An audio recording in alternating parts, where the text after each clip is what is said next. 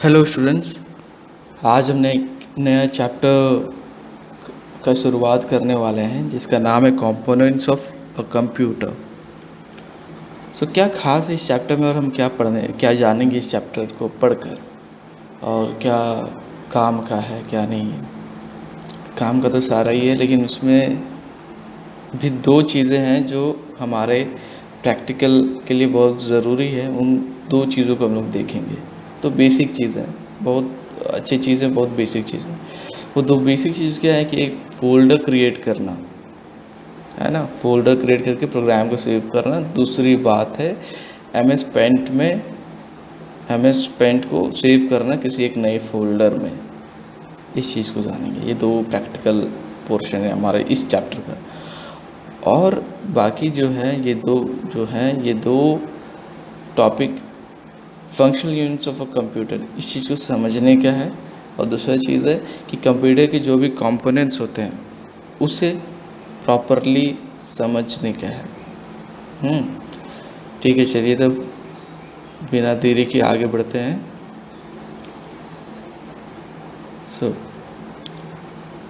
All computers perform 5 operations और function. सभी computer 5 तरह के काम करते हैं। सबसे पहला कि वो डेटा एक्सेप्ट करते हैं एज इनपुट, या फिर इंस्ट्रक्शन कह लें, एज ए इनपुट वो एक्सेप्ट करते हैं। फिर उसके बाद उस डेटा को स्टोर करता है। जो भी डेटा या फिर इंस्ट्रक्शन जो भी आया है ना, उसे वो स्टोर करता है। फिर वही स्टोर हुआ डेटा फिर सीपीयू में जाता है प्रोसेस होने के लिए। ठीक है। और फिर कंप्यूटर क्या है, सारे ऑपरेशंस को खुद से ही कंट्रोल करता है। और फिर पांचवा जो फंक्शन है, जो काम है उसका, ये है कि वो जो भी डेटा प्रोसेस हुआ है उसे आउटपुट के थ्रू हमें रिजल्ट देना, ये काम है ना। ये कोई भी कंप्यूटर ये 5 ऑपरेशन करता है। फंक्शनल यूनिट क्या होता है? फंक्शनल यूनिट देखा जाए तो ये उन यूनिट्स की बात करते हैं जिनमें इनपुट है, स्टोरेज है, आउटपुट है, प्रोसेसिंग है। इनपुट यूनिट क्या होता है? इनपुट यूनिट वो यूनिट है जिसके मदद से हम डेटा को एंटर करते हैं प्रोग्राम से प्रोसेसिंग होने के लिए। और स्टोरेज यूनिट क्या होता है? स्टोरेज यूनिट वो यूनिट है जिसमें हम डेटा और इंस्ट्रक्शन को रखते हैं, यानी कि वो स्टोर होता है स्टोर यूनिट में प्रोसेसिंग होने से पहले। और फिर उसके बाद स्टोरेज यूनिट से जो भी डेटा है वो फिर जाता है कि प्रोसेसिंग यूनिट में, और यहाँ पे सीपीयू का काम होता है। यहाँ पे लिखा है ना, CPU takes data and instructions from the storage unit and does calculations. यही चीज़ होता है यहाँ पे, प्रोसेसिंग का काम होता है। जो भी स्टोरेज हुआ था, जो स्टोर हुआ था, जो डेटा या फिर इंस्ट्रक्शन, फिर मॉनिटर के थ्रू हमें आउटपुट का पता चलता है ना, ऐसा। आगे बढ़ते हैं। फिर इसके बाद कंपोनेंट्स ऑफ कंप्यूटर। पहले इनपुट डिवाइस से इसका शुरुआत करते हैं।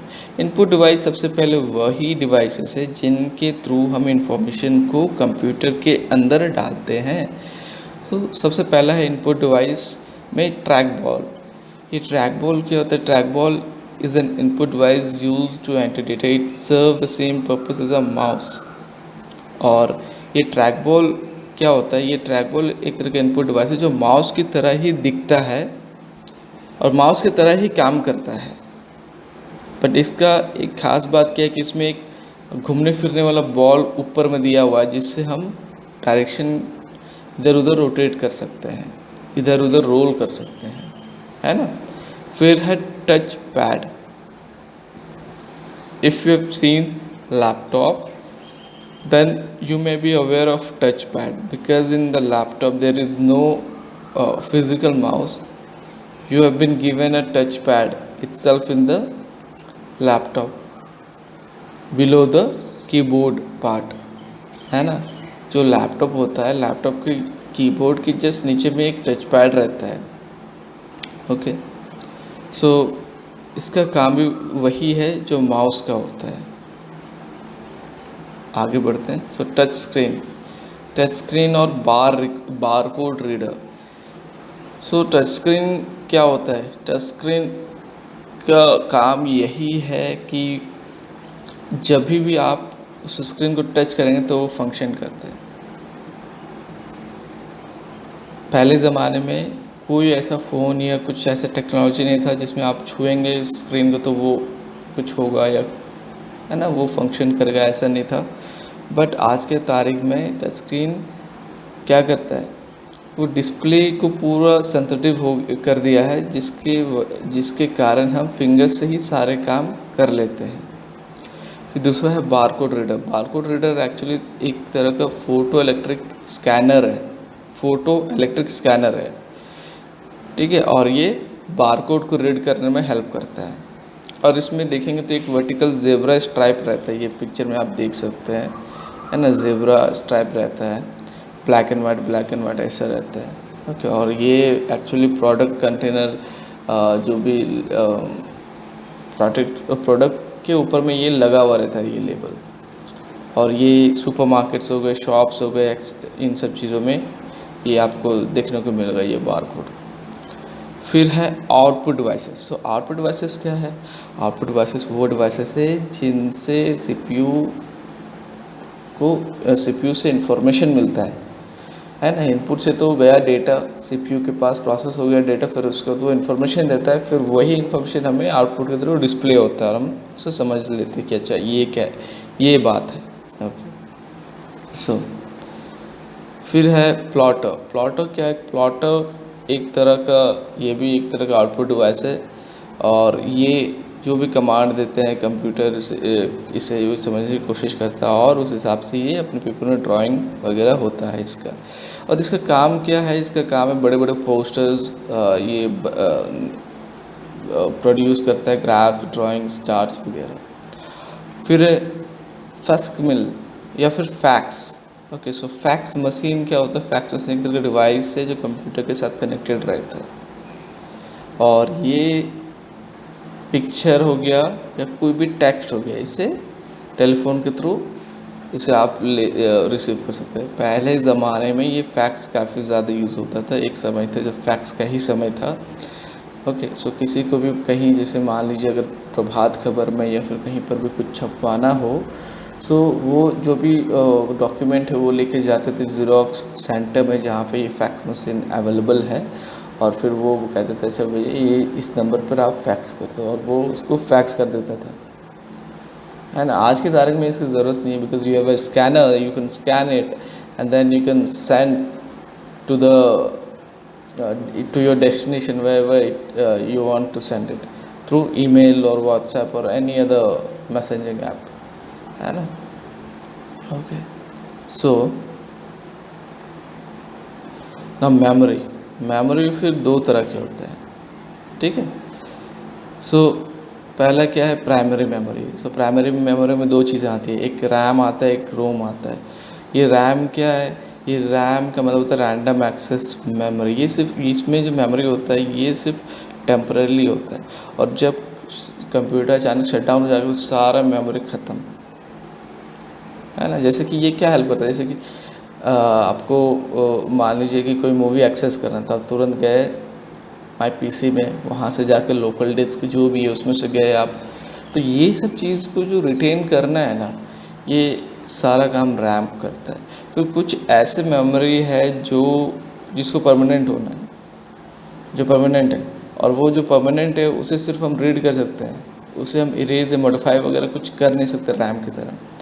सो ये जो रोम है, इसमें वो कंटेंट है जो कभी लॉस्ट होता ही नहीं है, चाहे कंप्यूटर ऑफ हो या ऑन हो, चाहे बिजली रहे या ना रहे। फिर आते सेकेंडरी मेमोरी में। सेकेंडरी मेमोरी क्या है? सेकेंडरी मेमोरी भी दो तरह के हैं, एक है मैग्नेटिक स्टोरेज डिवाइसेस और दूसरा है ऑप्टिकल स्टोरेज डिवाइसेस। सो दोनों से हम लोग वाकिफ़ है, राइट। सो क्योंकि पेन ड्राइव है तो पेन ड्राइव ने हर किसी ने पेन ड्राइव देखा, हार्ड डिस्क भी हर किसी ने देखा है, CD DVD सब ने देखा है। हालांकि CD DVD आज की तारीख में थोड़ा सा ऑब्सोल्यूट हो गया, पर पूरी तरह से नहीं। ओके, सो हार्ड डिस्क क्या है? ये एक तरह का मेटल डिस्क का टैग होता है जो एक बॉक्स में सील्ड हुआ है ना। और ये हार्ड डिस्क क्या होता है? इस हार्ड डिस्क में कोई भी डेटा आप परमानेंटली स्टोर कर सकते हैं। तो इसका अलग अलग कैपेसिटी है और मतलब रेंज करता है। जैसे कि पहले ज़माने में से 12 GB का आता था, क्योंकि आज की तारीख में 12 GB कुछ भी नहीं है, कुछ का कुछ भी नहीं है, राइट। सो अगर आज की तारीख में देखेंगे तो आज की तारीख में कम से कम 500 GB से लेकर 1 TB। आज की तारीख में अगर कोई भी लैपटॉप खरीदता है तो उसे 1 TB से नीचे के स्टोरेज नहीं मिलता है, क्योंकि ऑपरेटिंग सिस्टम और भी जो भी एप्लीकेशन सॉफ्टवेयर उस PC में या सॉरी लैपटॉप में रन करेगा उसको काफ़ी जगह चाहिए। ओके, सो इस वजह से अब फिर कॉम्पैक्ट डिस्क एक तरह का पोर्टेबल डिस्क है। पोर्टेबल यानी कि एक जगह से दूसरी जगह ले जाने के लिए, अगर ले जा सकते हैं तो फिर वो पोर्टेबल है, अगर लेकर नहीं जा सकते तो फिर वो पोर्टेबल नहीं है। और ये 650 MB से लेकर 700 MB तक ये डेटा स्टोर कर सकता है, चाहे in the form of music, in the form of picture, in the form of any format. Okay, so ये सीडीज़ में भी वैरायटी वर्जन है। जैसे कुछ है रीड ओनली, कुछ है रीड राइट ओनली, ठीक है, इस तरह से है। फिर है DVD। तो DVD की खास बात क्या है? DVD की सबसे पहले तो ये समझ ले कि ये CD का एक अपग्रेडेशन है। ओके, CD का अपग्रेडेशन है ये। पैनासोनिक हो गया, सोनी हो गया, तोशिबा हो गया, इन सब ने, और एक कंपनी का मुझे नाम याद नहीं आ रहा है, पर इन लोगों ने मिलकर एक ये इस टेक्नोलॉजी को सामने लाया है। और इसकी खास बात यह है कि ये पिक्चर क्वालिटी भी बहुत अच्छा रिटेन कर सकता है in comparison to CD। Okay, audio quality भी सबसे बेटर है, मतलब CD के मुकाबले बेटर है। और ये ज़्यादा डेटा अपने पास रख सकता है।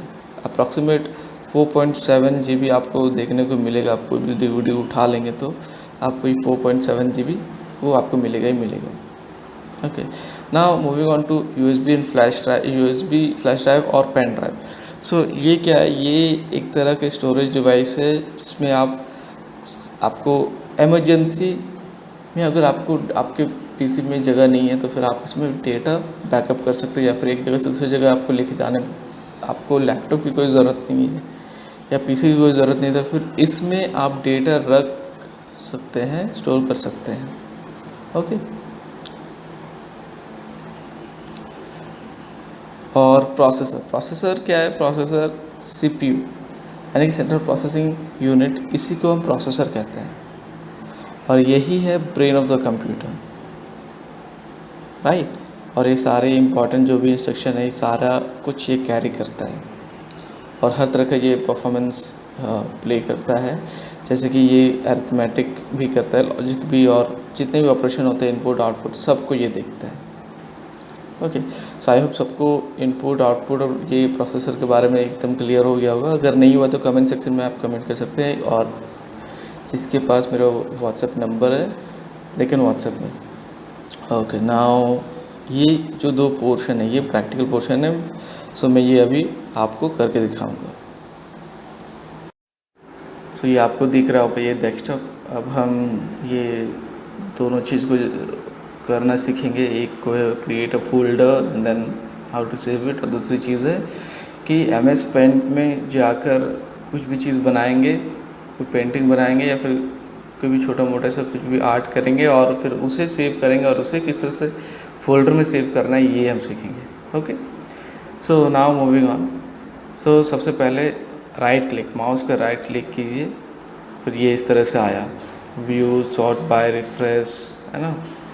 ये सारा आपको प्रोग्राम्स, आपको ये सब मेन्यू आपको दिख रहा है, सारे प्रोग्राम से मेन्यू आपको दिख रहा है। तो यहाँ न्यू पे क्लिक कीजिए। तो जैसे न्यू पे क्लिक करेंगे तो फिर इस पर और भी, इसका भी और सब मेन्यू आएगा फिर, और सबसे ऊपर में रहता है फोल्डर पे क्लिक करें, लेफ्ट क्लिक करें फोल्डर पे, ये फोल्डर आ गया। अभी बैकस्पेस की दबाएं और इसे रीनेम कर दें। तो मैं इसे रीनेम कर दे रहा हूँ, यानी कि नाम दे दे रहा हूँ क्लास 3। ओके, और इसे मैंने एंटर दबा के इसे सेव कर दिया, ये सेव हो गया। ये पहला चीज़ हो गया। फिर अभी हम MS पेंट की तरफ बढ़ते हैं। सो यहाँ पे आपको ये रहा MS पेंट, मैं इसे खोल रहा हूँ, लेफ़्ट क्लिक किया और ये खुल गया, आपको दिख रहा होगा स्क्रीन पे। सो कोशिश करते कुछ बनाने का, कोई छोटा मोटा कुछ भी। सो इस सर्कल को ले लिए, ये रहा सर्कल। ओके, सो इसे कलर कर देते हैं, ये अंदर का वाइट कलर हो गया। ये एक टूल है। ओके, इस टूल से क्या होगा ना, ये अंदर में जो भी हम कलर डालना चाहेंगे पूरा कलर हो जाएगा। जैसे ये रहा, अब हम चाहते कि ग्रे कलर आए तो इसको, ये रहा ग्रे हो गया, ये है ना। फिर इसे करना क्या है, सेव करना है। सो कैसे सेव होगा, यहाँ फाइल में गए, फाइल में जाकर सेव, फिर उसके बाद ये आपके ऊपर डिपेंड करता है कि आप किस फॉर्मेट में, PNG, JPG, BMP, सब इसे JPG में सेव करते हैं। लेफ्ट क्लिक दबा कर सेव करेंगे इसको। फिर या ये पोर्शन खुल गया, ये और एक विंडो खुल गया सेव करने के लिए। और फिर इस फाइल को भी इसे नेम करेंगे हम लोग। सो इसे इरेज कर देते हैं, यानी कि बैक स्पेस की से इसे मिटा देंगे। फिर लिखेंगे सर्कल। ओके, और फिर इसे डेस्कटॉप में सेव करेंगे। तो यहाँ डेस्कटॉप में ये लगा ऑप्शन सेव्ड है, फिर यहाँ सेव। ओके, सो इसे क्लोज करते हैं।